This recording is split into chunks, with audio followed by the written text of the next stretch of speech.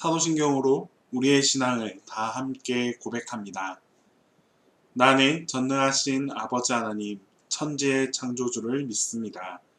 나는 그의 유일하신 아들, 우리 주 예수 그리스도를 믿습니다.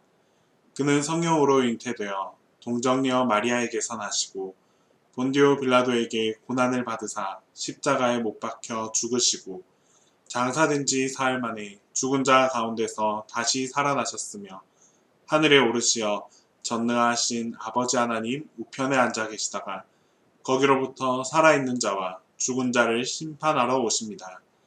나는 성령을 믿으며 거룩한 공교회와 성도의 교제와 죄를 용서받는 것과 몸의 부활과 영생을 믿습니다.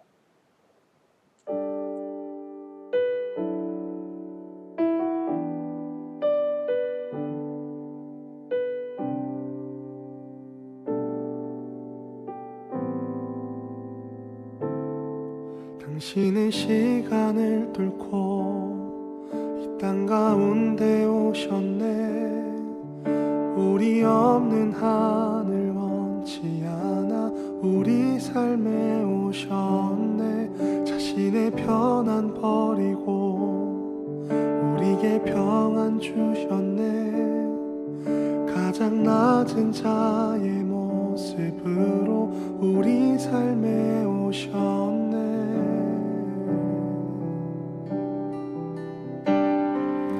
하나님 우리와 영원히 함께 하시네.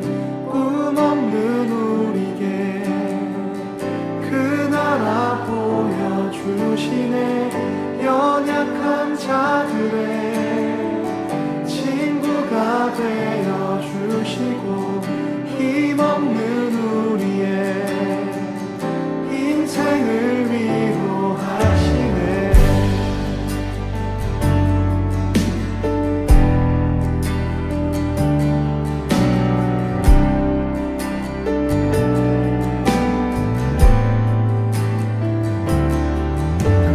시간을 뚫고 땅 가운데 오셨네.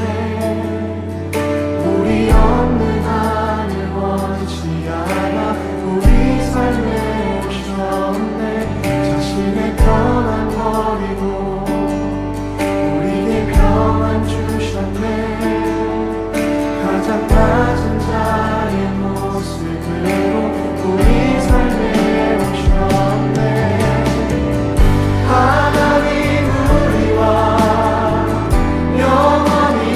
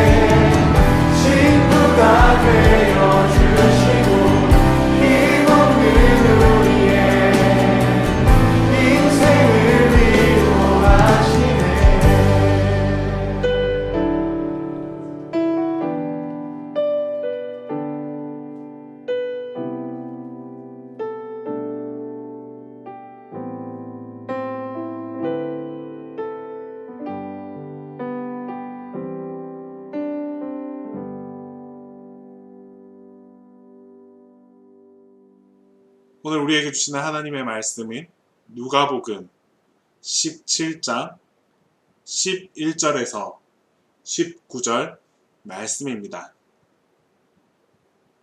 신약 성경 누가복음 17장 11절에서 19절 말씀입니다. 예수께서 예루살렘으로 가실 때에 사마리아와 갈릴리 사이로 지나가시다가 한 마을에 들어가시니 나병 환자 10명이 예수를 만나 멀리 서서 소리를 높여 이르되 예수 선생님이여 우리를 불쌍히 여기소서 하거늘 보시고 이르시되 가서 제자들에게 너희 몸을 보이라 하셨더니 그들이 가다가 깨끗함을 받은지라. 그 중에 한 사람이 자기가 나은 것을 보고 큰 소리로 하나님께 영광을 돌리며 돌아와 예수의 발 아래에 엎드려 감사하니 그는 사마리아 사람이라. 예수께서 대답하여 이르시되 10사람이 다 깨끗함을 받지 아니하였느냐? 그 9은 어디 있느냐? 이 이방인 외에는 하나님께 영광을 돌리러 돌아온 자가 없느냐 하시고 그에게 이르시되 일어나 가라 내 믿음이 너를 구원하였느니라 하시더라.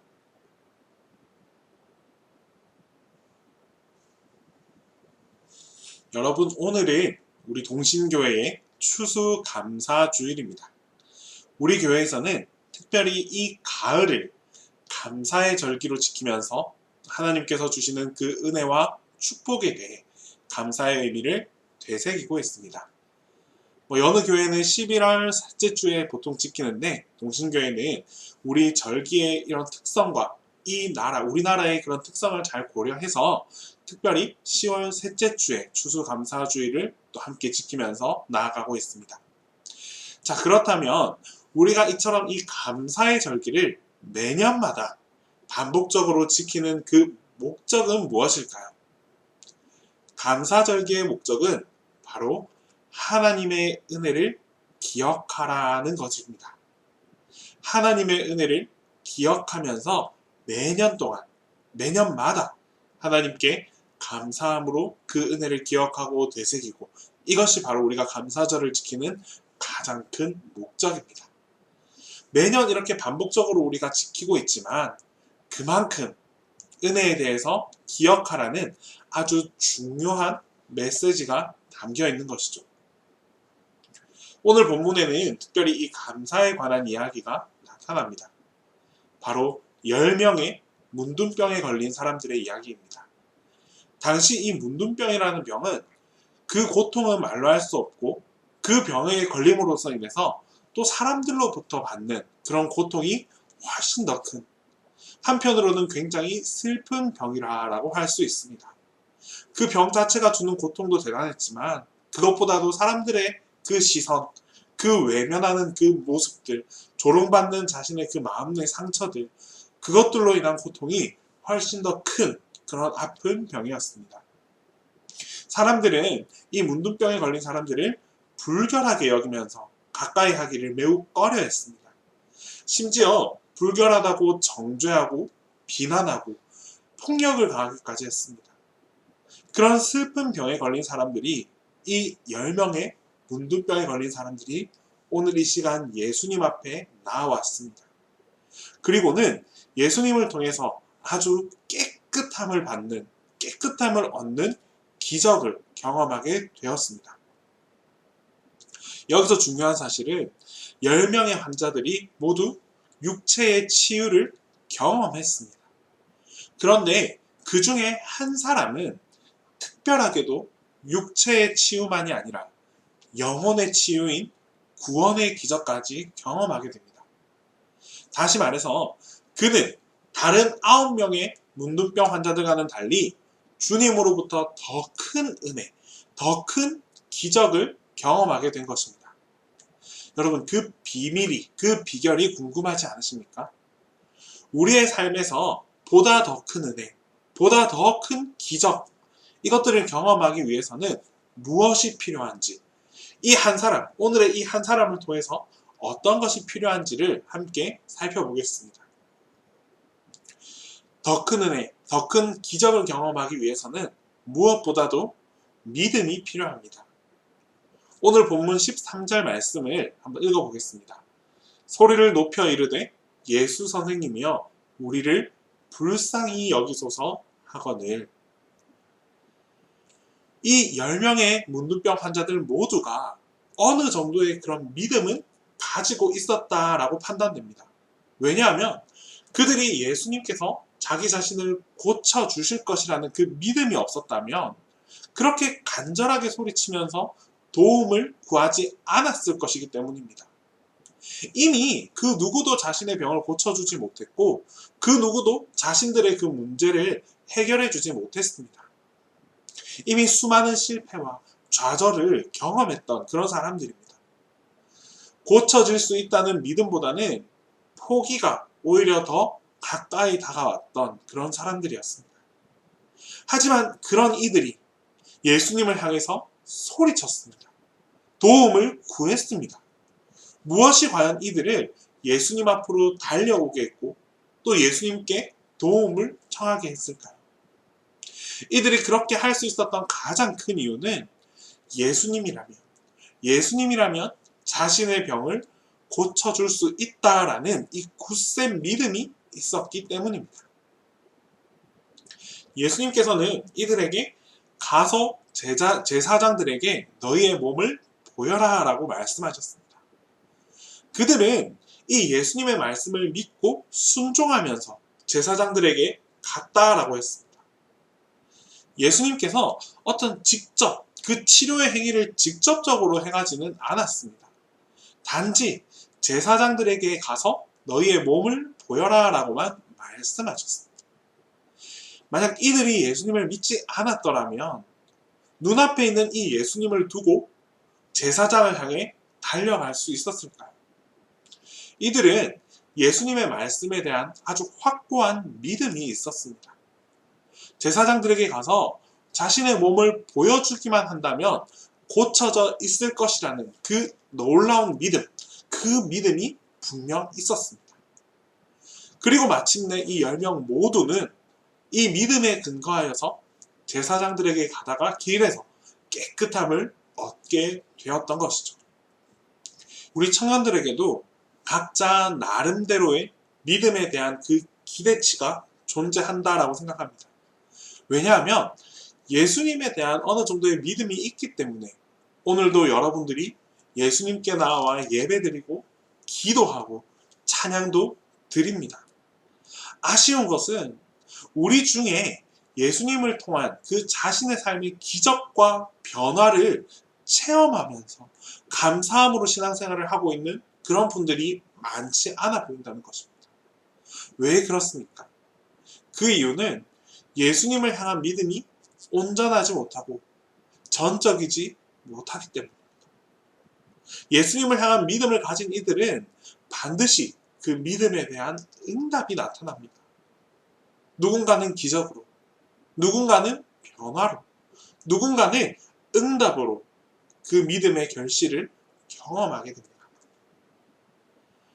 염세주의 철학자 니체는 기독교인들의 믿음은 지팡이에 불과하다라고 비판한 적이 있습니다. 이게 무슨 말인가 하니 대부분의 기독교인들이 예수님을 자기가 쥐고 있는 그 지팡이처럼 의지하다가 어느 순간 필요하지 않게 되면 지팡이를 버리듯이 예수님을 버린다라는 말입니다. 혹시 우리의 믿음이 이 지팡이에 불과한 그런 믿음이지는 않습니까? 내가 힘들고 내가 어려울 때는 예수님께 기도하고 의지합니다. 하지만 그 힘든 과정에서 조금 무뎌지고 나면 언제 그랬나는 듯 나의 의지대로, 나의 방법대로 우리의 삶을 영위해 나가곤 합니다. 힘든 일에 순응해버린 나머지 하나님의 역사하심을 경험하기도 전에 기도의 불씨가 꺼져버릴 때도 있습니다. 오늘 본문에 등장하는 이 9명의 문둥병 환자들도 그들의 믿음도 마찬가지였습니다. 그들은 분명 아팠습니다. 너무나 힘들었습니다. 그래서 기도하면서 예수님께 나아왔습니다. 하지만 그들은 자신의 건강을 어느 정도 회복하게 되자 예수님을 다시 찾지 않았습니다. 하나님의 입장에서, 예수님의 입장에서는 아직 완전한 응답을 다 해주지 못했습니다. 단지 육신의 질병만을 치유해 주었을 뿐이지 전인적인 치유를 완성하지 못했던 것이죠. 그럼에도 이들은 1차적 치유에 만족하면서 예수님을 돌아서 버렸습니다. 오직 한 사람, 이방인 그 사마리아 한 사람만이 예수님께 돌아오는 일을 실천했습니다. 18절과 19절 말씀을 한번 읽어보겠습니다.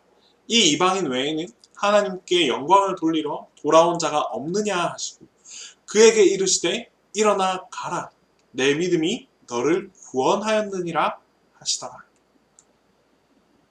한 사람만이 돌아왔습니다. 한 사람만이 예수님께 다시 돌아왔습니다. 자신의 문둥병 그 치유의 기적을 경험하면서 예수님이야말로 자기가 평생을 통해서 믿고 따라야 할 그 구주라는 사실을 깨닫게 되었습니다. 그리고 그 믿음이 그로 하여금 다른 9명보다 더 큰 은혜, 더 위대한 기적을 경험할 수 있게 해주었습니다. 여러분, 우리들도 보혜사 성령님을 전적으로 의지하고 믿음의 눈을 열어달라고 주님께 기도함으로써 더 큰 그 감사를 드림으로 더 온전한 기적을 경험하는 그런 청년들이 다 될 수 있어야만 합니다. 더 큰 은혜, 더 큰 감사를 경험하기 위한 두 번째는 바로 예배입니다. 15절과 16절 말씀을 한번 읽어보겠습니다. 그 중에 한 사람이 자기가 나은 것을 보고 큰 소리로 하나님께 영광을 돌리며 돌아와 예수의 발 아래에 엎드려 감사하니 그는 사마리아 사람이라. 예수님께 돌아온 이 한 사람은 다시 예수님의 발 아래에 엎드렸습니다. 여기서 이 엎드림은 단순한 그 존경의 의미가 아니라 어떤 예배의 의미를 내포하고 있습니다. 따라서 그는 예수님께 엎드려 예배를 드림으로 하나님께 영광을 돌렸습니다. 여러분, 예배가 무엇이라고 생각하십니까? 예배란 하나님의 그 절대적인 가치를 인정하는 행위입니다. 하나님은 우리에게 영광과 존귀와 능력을 받으실 만한 그 절대적인 가치가 있으신 분이십니다. 이 사실을 우리가 인정함으로써 경배하는 것, 그 행위가 바로 예배입니다. 오늘날 우리 청년들의 어떤 그 영적 무기력, 이 영적 무기력은 철저히 예배의 실패로부터 비롯되었습니다. 청년들이 이 예배의 가치와 예배의 중요성, 예배로부터 얻는 그 은혜를 온전히 깨우치기 전에 예배 외적인 것들로 지쳐버릴 때가 참 많이 있습니다. 결국 나의 열심과 열정으로 다가갔지만 이 예배의 중심이 온전히 세워지지 않았을 때, 미처 이것이 완성되지 않았을 때 다른 것들로, 다른 것의 열심으로 내가 막 하다 보니까 어느 순간부터는 지쳐버리거나 무기력해져 버리기 아주 쉬웠다는 것이죠. 결국 이 예배가 우리의 중심에 자리 잡지 못하자 신앙 자체가, 신앙의 그 뿌리 자체가 흔들려 버리게 되는 것입니다. 옛날 우리 신앙의 선배들은 지금보다 어쩌면 훨씬 더 열악하고 어려운 시대를 살았습니다. 그럼에도 불구하고 그 선진들이 그 고난을 이겨낼 수 있었던 가장 큰 이유는 예배에 대한 갈망과 헌신이 있었기 때문입니다. 성경에서 약속하신 이 주님의 기적이 바로 여러분들에게, 우리 청년들에게 일어나시기를 원하십니까? 그렇다면 자기 중심적인 예배가 아니라 하나님께서 기쁘시게 받으시는 하나님 중심적인 그런 예배를 드릴 수 있는 그런 청년들이 먼저 되어야만 합니다. 예배를 통해서 하나님과 교제하고 예배를 통해서 우리의 성숙한 신앙을 다져갈 때에 하나님께서는 반드시 그 예배를 받으시고 예배를 통해서 응답해 주십니다. 더 큰 은혜와 더 큰 감사를 경험하기 위한 마지막은 역시나 감사입니다. 더 큰 은혜와 더 큰 기적을 경험하기 위한 마지막은 역시나 감사입니다. 16절 말씀에 예수의 발 아래에 엎드려 무엇하니? 감사하니. 예수님께서 10명의 문둥병 환자들을 다 치료하시면서 제사장들에게 가서 몸을 보이라고 하신 것은 그 당시에 정결 의례상 반드시 필요한 조치였습니다. 당시에 그 제사장들은 종교 기능만을 수행하는 그런 사람들이 아니라 사회적으로 어떤 법률적인 지도자였습니다. 따라서 이 제사장이 문둥병 환자들에게 너희는 문둥병에서 다 치료되었다 라고 이런 선언을 해주어야지만 비로소 이들이 가족의 품으로 돌아가서 정상적인 사회생활을 경험할 수 있었습니다. 이들의 삶을 한번 생각해 봅시다. 이들은 그동안 사회에서 격리되어서 성 밖의 어두운 동굴에서 그런 곳에서 살아왔습니다. 따라서 이들은 제사장으로부터 자신의 깨끗함을 확인받는 순간 가족과 친구들과 사랑하는 사람들에게 달려가서 얼마나 이 기쁜 소식을 전해주고 싶었겠습니까? 그럼에도 불구하고 다른 9명의 사람들과는 달리 이 사마리아 한 사람은 먼저 예수님에게 다시 돌아와서 감사를 드렸습니다. 다시 말해서 그의 감사는 형식적이거나 의례적인 것이 아니라 전인격적인 감사였고 우러러 나오는 감사였고 가장 먼저 결단했던 그 우선순위의 감사였습니다. 주님께서는 그 마음을 아주 귀하게 여겼습니다. 그리고 이 전인격적인 이 감사의 영성이 이 사마리아인으로 통하여서 더 큰 은혜, 더 큰 기적인 바로 영혼을 구원받는 일을 경험하게, 가능하게 해주셨습니다. 하나님으로부터 은혜를 구하거나 은혜를 받았다면 무엇보다도 하나님이 우선입니다. 받은 은혜에 먼저 감사할 수 있어야 하고 앞으로 받을 은혜에 먼저 감사할 수 있어야 합니다. 나의 만족과 나의 기쁨을 생각하기 이전에 하나님께 먼저 감사할 수 있는 그런 삶을 살아갑시다. 감사는 은혜의 열쇠이자 축복의 비밀입니다. 진정한 감사를 드릴 수 있는 그런 청년으로 거듭날 때에 더 큰 은혜와 더 큰 기적이 여러분들에게 함께하게 될 것입니다. 기도드리겠습니다. 우리 시간 함께 기도할 때에는 가장 먼저 하나님께 온 마음을 다해서 감사할 수 있는 나 자신이 되게 해달라고 기도드리겠습니다. 감사를 통해서 매일매일의 삶을 하나님께 고백함으로 감사드림으로 살아가는 그런 한 명의 신앙인이 되게 해달라고 이 시간 주님께 기도하며 나아가겠습니다. 기도드립니다. 우리 삶에 오셨네.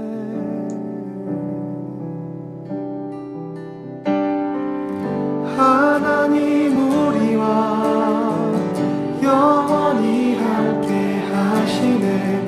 꿈 없는 우리에게 그 나라 보여주시네. 연약한 자들의 친구가 되어주시고 힘없는 우리의 인생을 위로하시네.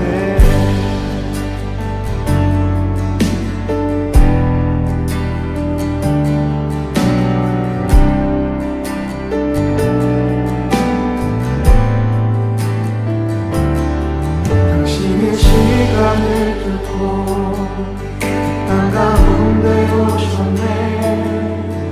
우리 없는 하늘 원치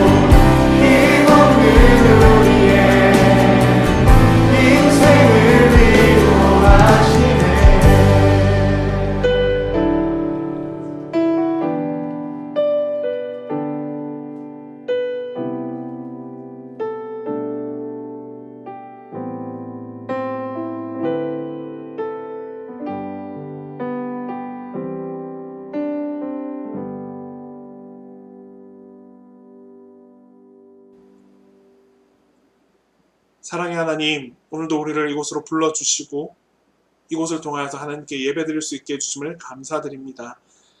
하나님 아버지, 무엇보다 하나님께 감사를 고백하며 살아갈 수 있는 우리 청년들이 되게 하여 주시옵소서.